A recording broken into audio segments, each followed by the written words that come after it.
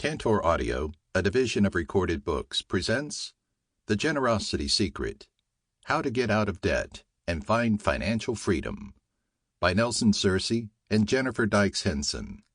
Narrated by Jim Denison. Introduction. When I, Nelson, was in my early 30s, I looked around and realized I was in a big debt hole. Like many of my peers, I had taken out loans to get myself through college and graduate school. My wife, Kelly, and I had married at a young age and made some foolish mistakes. We went on a few vacations we couldn't afford. We got easy credit and bought things we didn't need for our house. After about 5 or 6 years of marriage, we had amassed over $22,000 worth of credit card debt, not to mention our outstanding educational debt.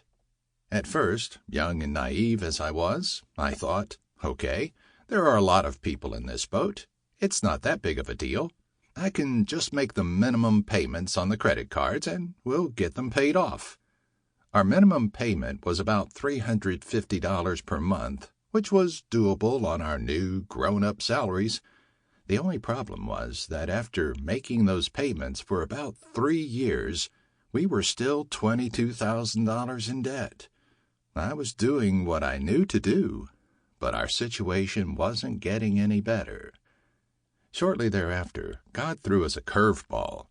Kelly and I found ourselves moving to New York City, one of the most expensive places in the world to live, to start a brand new church. We settled into our pricey, they all are, Manhattan apartment with less money and less economic security than we had ever had. And that's when God really began to work in my financial life. I'll save the rest of the story for the chapters ahead. If you have picked up this book, I bet you can relate to my early financial situation on some level. You are probably looking for an improvement when it comes to your money. Perhaps you'd even go so far as to say you're looking for a financial transformation. Maybe you are staggering under the weight of your own debt and you want to break free. Maybe you want to make more money, learn how to hold on to what you do have, or even discover how to use the almighty dollar as a tool for greater good.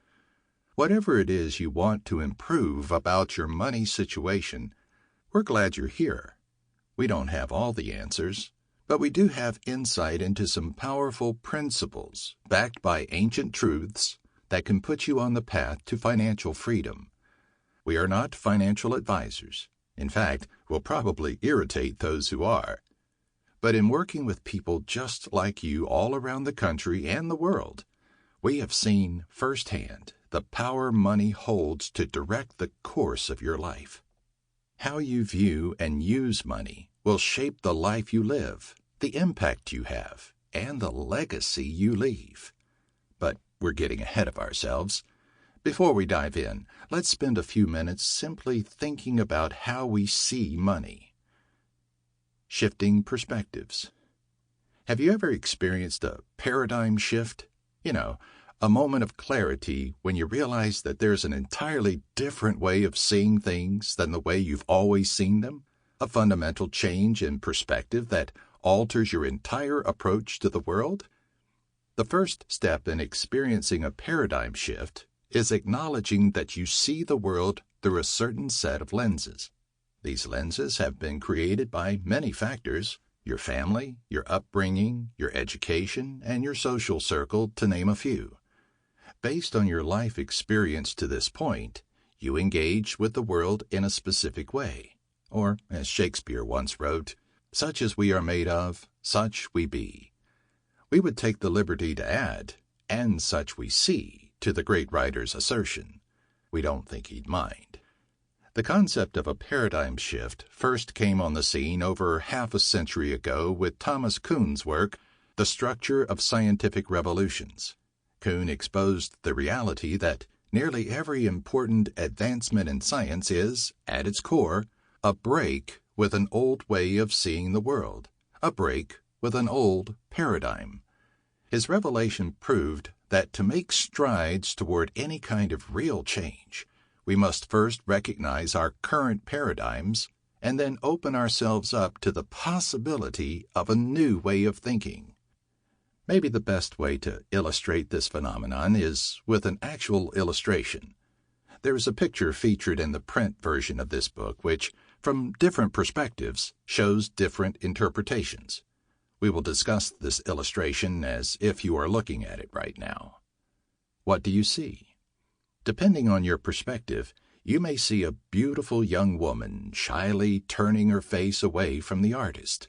Or you may see a hunched old woman with a large nose and a downcast gaze. Which woman do you see? Whichever one it is, another reality exists. If you see the young woman in the picture, we have news for you. This is a picture of an old woman. But to see her, you have to shift your perspective. Here are a few clues to help you see things in a different way. The young woman's ear is the old woman's eye. The curve of her chin is the tip of the old woman's nose. Do you see her yet? One more hint. The choker necklace around the younger subject's neck is the opening of the old woman's mouth. If you first saw the older woman, just work backward from these clues until you see the younger woman's image. Pretty amazing, huh? People actually get angry with one another over this exercise. Sometimes those who see the old woman first are so convinced that they are right that they think those seeing something else are crazy, and vice versa. We all tend to think that we see things as they really are, but obviously that's not always the case. When we open our minds to a new way of viewing the world, we give ourselves the opportunity to experience life-changing, growth-spurring paradigm shifts. The old view versus the new view.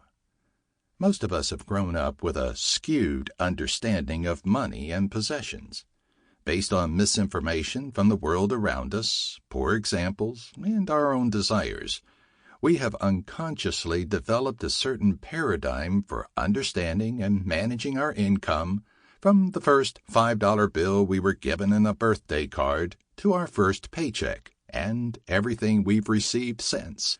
Unfortunately, for most of us, our financial paradigm has gotten us in trouble, and it's not entirely our fault. We have unwittingly bought into the world's distorted paradigm, a paradigm that has led us into catastrophic debt, broken apart our families, and caused high levels of stress and anxiety.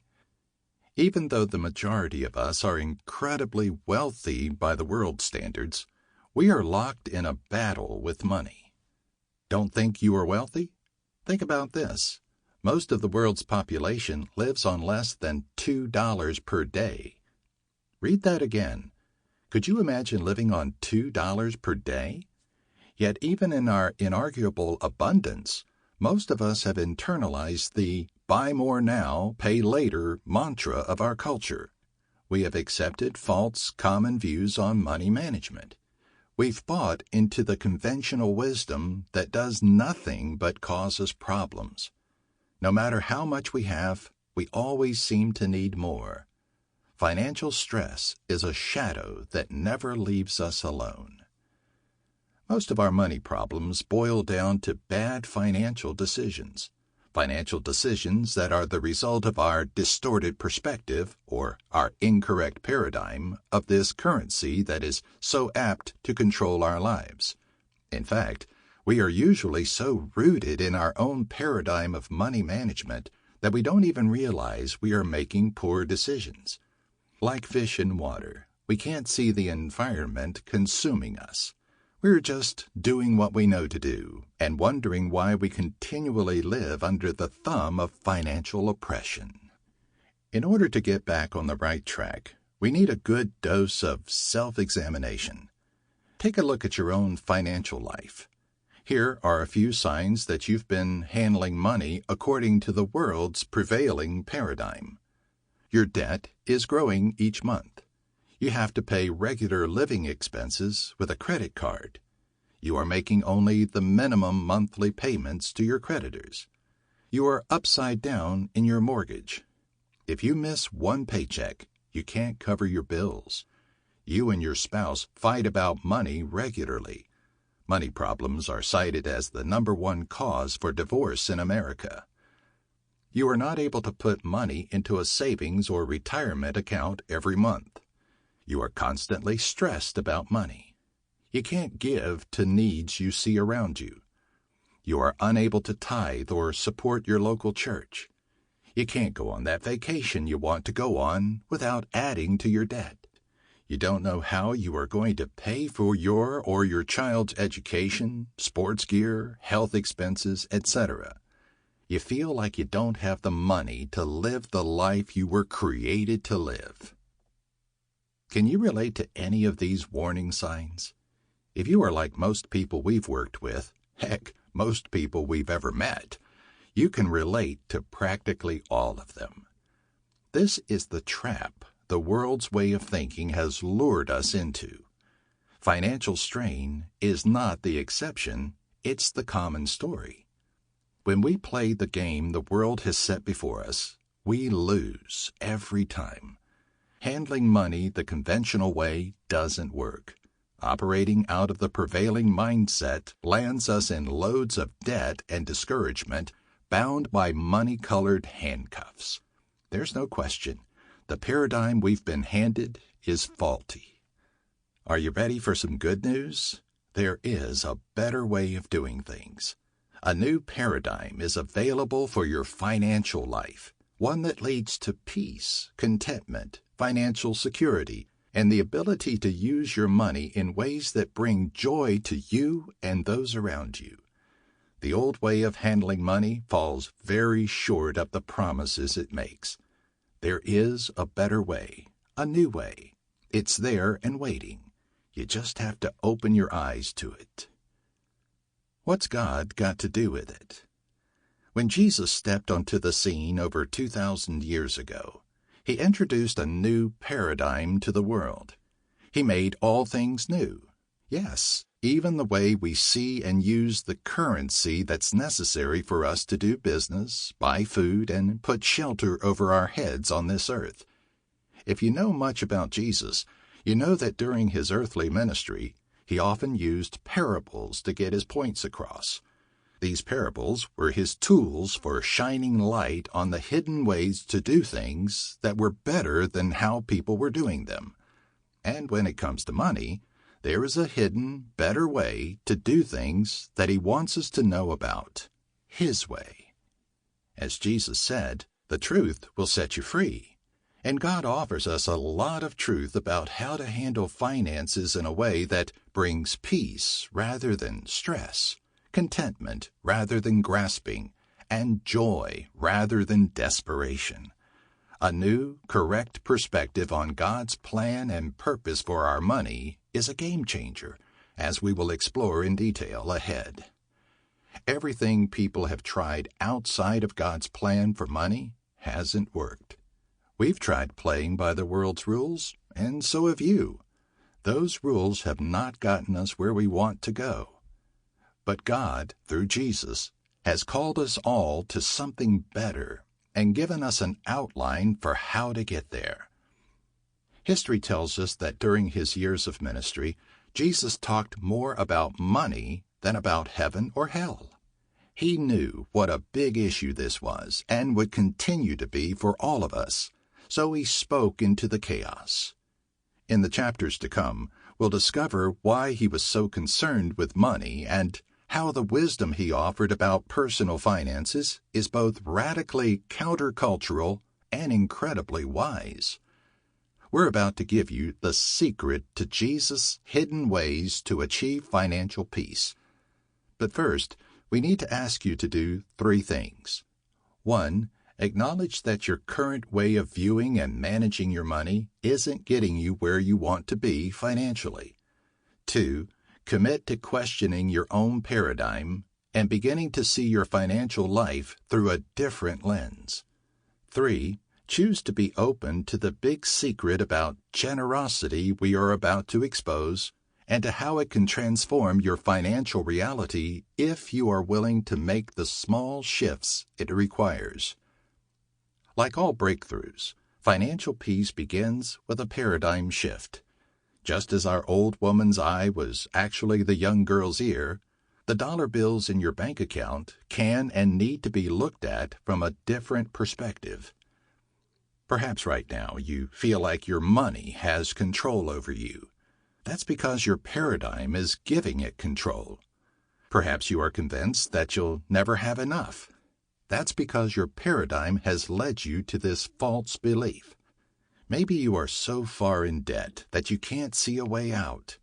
Your paradigm got you there. You may be thinking, no, my low income got me there, or my high cost of living got me there.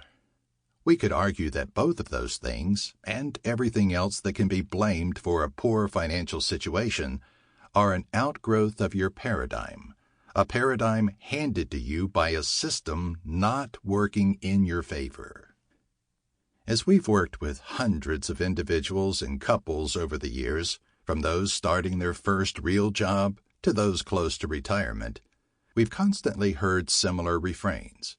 They all say that the accepted truths society has taught them about money just aren't working. Culture's way of financial management has landed them in loads of debt and left them shouldering the burden of constant financial stress. It's not that there's a shortage of information out there. Browse any bookseller's list, and you'll find plenty of best-selling books about money whose advice tens of thousands of people have tried to follow, but those people have ended up failing again and again. Why? The information is faulty. Not only is it steeped in a system not working in your favor, its heartbeat is a pull toward greed that appeals to your most base human nature. You were not created to succeed and find significance through a paradigm built on greed. Think about it. Almost all popular financial books put forth some variation of save $100 as a first step. Why start there? While at first it may seem reasonable, and yes, we do believe in saving, this first step subconsciously appeals to innate greed. Its strength comes from your fear of not having enough. I want more. I need more. I must save more, starting with this first $100. But when you choose to operate out of the greed mindset that society constantly and ruthlessly forces on you, you get the same results that the majority of people in our society are getting. More credit card debt, insurmountable student loans, mortgages that are too high, less savings, skinny investments, and on the list goes. In America today, 50% of households live paycheck to paycheck. 31% have less than $500 in emergency savings. 62% carry unpaid credit card debt. 28% default on their student loans. 30% have no retirement savings. You were created to operate out of a different paradigm. Even though you've grown up in a system that has handed you a skewed set of rules, and even though it may be part of your flesh nature, more on that later, to buy into those rules, you weren't created to live under constant financial stress.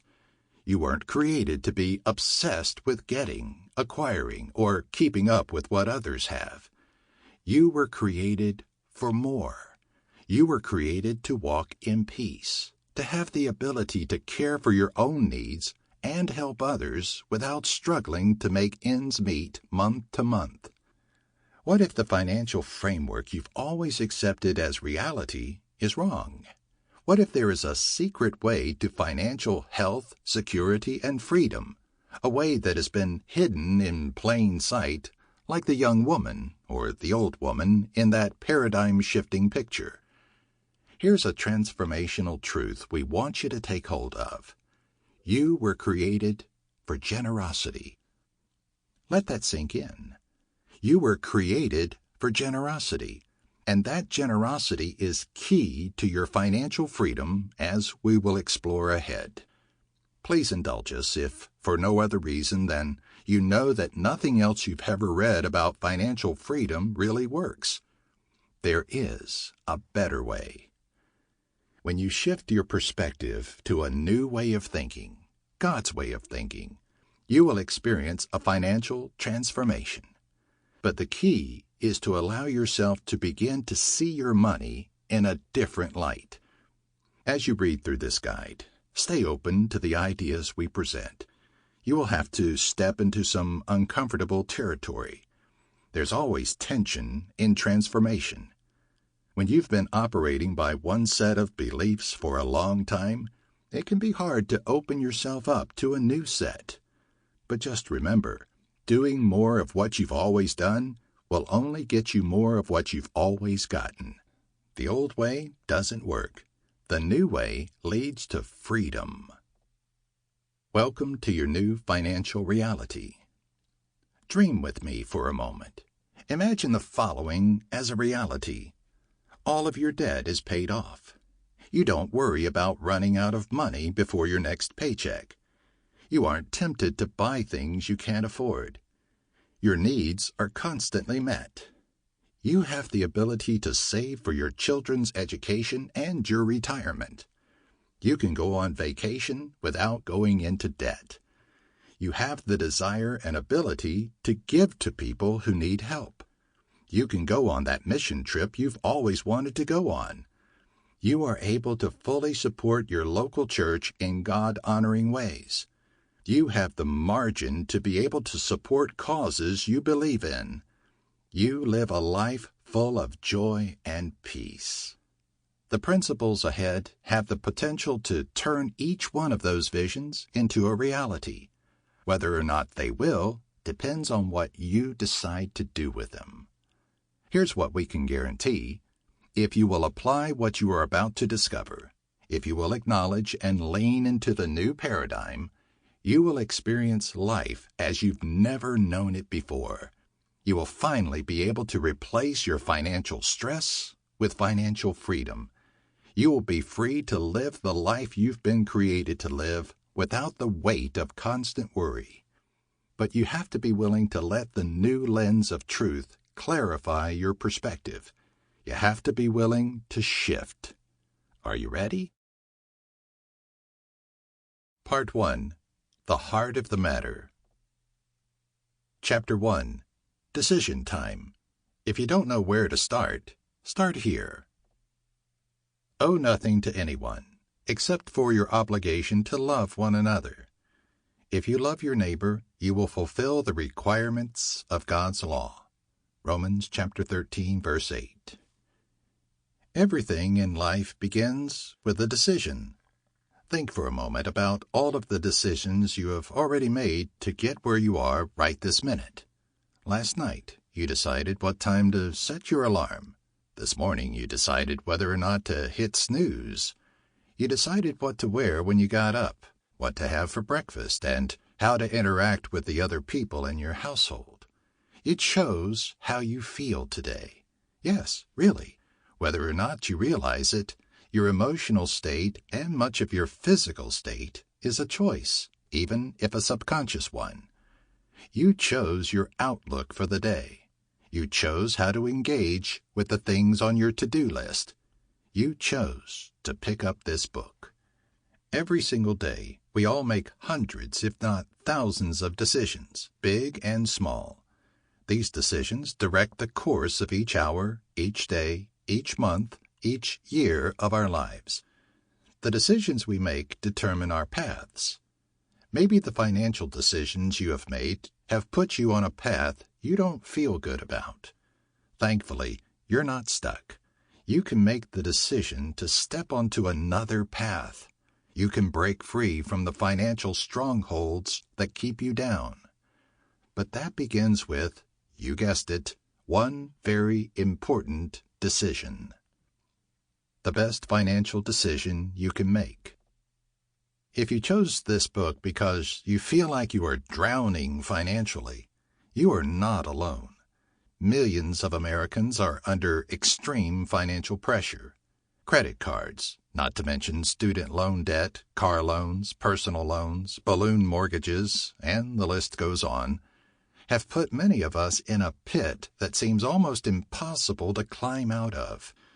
as a society, we are not running on Duncan, we are running on debt, even as we stagger under its enormous weight.